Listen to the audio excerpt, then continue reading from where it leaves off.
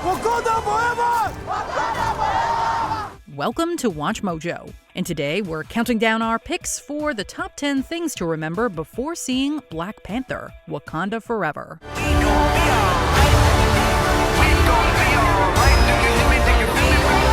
For this list, we're looking at key details that one should keep in mind before heading in to see this highly anticipated Marvel sequel. These can include plot points, casting, overall world building, and even some speculation. What do you hope to see in Wakanda Forever? Let us know in the comments. Number 10. Wakanda Out in the Open. We're sure we won't know a lot until the movie comes out. But what we can go off of is what came before. Specifically, the ending of the first Black Panther movie. And for the first time in our history, we will be sharing our knowledge and resources with the outside world. After centuries of Wakanda's technological advancements being kept in the shadows, newfound King T'Challa learns a lesson from the villainous Killmonger in that it's partly their responsibility to help those less fortunate around the world. The post-credit scene shows him addressing the UN to convey as much, and we might finally get a good idea at what Wakanda's new vision of the world is. We must find a way to look after one another as if we were one single tribe. While Infinity War and Endgame later showed Wakanda lending a huge help to the Avengers, this should be where we get the full realization of T'Challa's promise. Number 9. Chadwick Boseman. Of course, much of the discussion around Wakanda Forever cannot be had without touching upon a real-life tragedy. Shocking overnight news that the actor who was just 43 years old died of colon cancer. In 2020, T'Challa actor Chadwick Boseman suddenly passed away after a private battle with colon cancer. This, of course, put Marvel in a position they'd never before encountered: how to press on without the irreplaceable talents of their lead star. While we will break down how that might affect the story later on, fans can expect a deeply touching experience. I loved him. I loved my country too. When describing the sequel, several high-profile names involved with the project have called it a moving tribute to the late actor. We don't know exactly what that will look like, but we wouldn't ask for anything less. I am not ready to be without you. Number 8. W'Kabi's absence. We're interested in seeing the progression of many characters in Wakanda Forever, but if there's one whose arc from the first movie still needs to be addressed, it's W'Kabi. For 30 years, your father was in power and did nothing. With you, I thought it'd be different. But it's more of the same. Played by now Academy Award winner Daniel Kaluuya, W'Kabi was the head of security for the Border Tribe and a longtime friend of T'Challa. But his deep dissatisfaction with Wakandan strength and Killmonger's rise to power saw the warrior align with the nascent radical. But the world is changing, General. Elders, it is getting smaller. The outside world is catching up, and soon it will be the conquerors or the conquered. I'd rather be the former. His stubbornness has him fight for Killmonger, but he is ultimately talked down by his wife Okoye. Would you kill me, my love? For Wakanda. Without question. It's implied he and others from the Border Tribe were incarcerated, but Kaluuya's scheduling conflicts with Jordan Peele's Nope means we'll have to wait a little longer to get a full resolution. Nope. Number 7. Namor. That's right, folks. After years of movie rights being murkily tied up with Universal, we are finally getting Namor the Submariner in the MCU. Hear me, humans. I am Namor, Prince of Atlantis. Your foul species is hereby banned from the seas and oceans of the world. Any who enter the waters will face my wrath.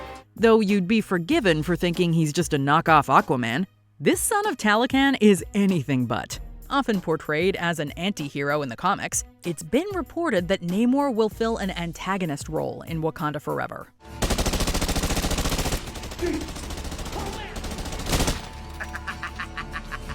Played by Mexican actor Tenoch Huerta, Namor could fit in well, as the movie explores the reach of Wakanda and its potential clash with another secret civilization. Whether or not it has to do with that underwater earthquake remains to be seen. You get a reading on those tremors? It was a mild subduction under the African plate. Do we have a visual? How are we handling it? Nat, it's an earthquake under the ocean. We handle it by not handling it. Number 6. Filming locations. Beginning with the first Ant-Man movie, Trilith Studios in Atlanta has served as a recurring filming location for Marvel Studios, with many Wakandan scenes shot there already. Wakanda Forever!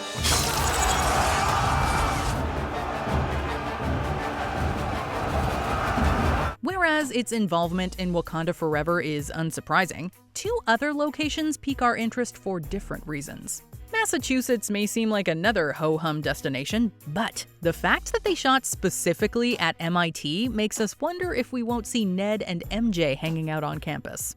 Donut for my fellow engineer. Oh, wait, what? MIT, they're the engineers, the mascot. Oh, right. I should probably know that. Look at you with the school spirit. Tell anybody, I will deny it. There's seemingly no reason for their memory-wiped characters to be in the movie, but we can dream. Lastly, Puerto Rico, where production wrapped, has us feeling a Talocan connection. And it should be mentioned that Huerta reportedly learned a Mayan language to play Namor. Number 5. Possible Marvel cameos. Whenever a new Marvel movie hits the screen, we're always curious as to which familiar characters they'll bring into the fold to represent the larger universe. While we wouldn't want the story to get too distracted, there are a couple of potential candidates to consider. Then what of this one? This one may be tired of war, but the White Wolf has rested long enough. With the MCU dropping some major mutant rumblings in the last few releases, some have speculated that we might be seeing Storm in this new outing. Do you know what happens to a toad when it's struck by lightning?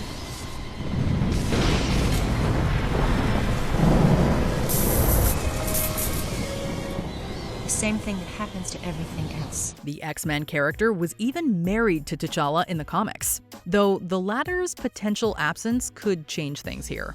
Second is the new Captain America, Sam Wilson. Despite visiting the set, actor Anthony Mackie has reported he is not in the movie, which we've definitely heard before. That's the Black Falcon there, I tell you. Nah, that's Captain America. Number 4. Ironheart. One new character we do know will appear is Riri Williams, also known as Ironheart. Ironheart? Am I not up on New Avengers or something? Technically, I'm an Avenger intern. There's an internship program? Why didn't anybody tell me about this? I applied last year. Dude, you have got to expand your horizons. Played by Judas and the Black Messiah star Dominique Thorne, Riri Williams is a teenager known for creating her own flight and combat suit that rivals Tony Stark's Iron Man armor. Following Tony's exit from the MCU, this could be a really fun way to continue the Iron Man legacy. And if we had to guess, this is where the MIT scenes come into play. Maybe we could hang sometime, like, not as interns? Great idea! Especially since no one ever asked me to be an intern. Beyond Wakanda Forever, though, this'll be the soft launch of Riri prior to her own Ironheart Disney Plus series, which will be coming in 2023. So, for anyone who likes her here, there's definitely more to come. Dominique Thorne will play the title role.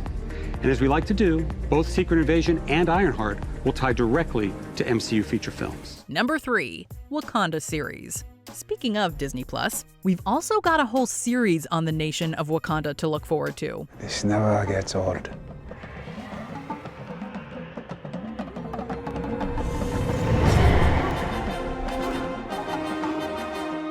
One of the joys of the first Black Panther movie was seeing such a fresh, vibrant world coming to life before our eyes. So, to hear that we'll be getting long-term storytelling to explore it further has us incredibly excited. When you said we are going to open Wakanda to the rest of the world, this is not what I imagined. And what did you imagine? The Olympics, maybe even a Starbucks. As it's not quite as deep in development as other upcoming shows, not many specifics are known. But the writer-director of the first 2 movies, Ryan Coogler, will be returning to develop it in some capacity. So we know it's in good hands. It's also been reported that Danai Gurira will reprise her role as Okoye in what's been called a, quote, origin spin-off of sorts for her character. Wakanda has survived for so long. by fighting when only absolutely necessary. Number 2, T'Challa not recast.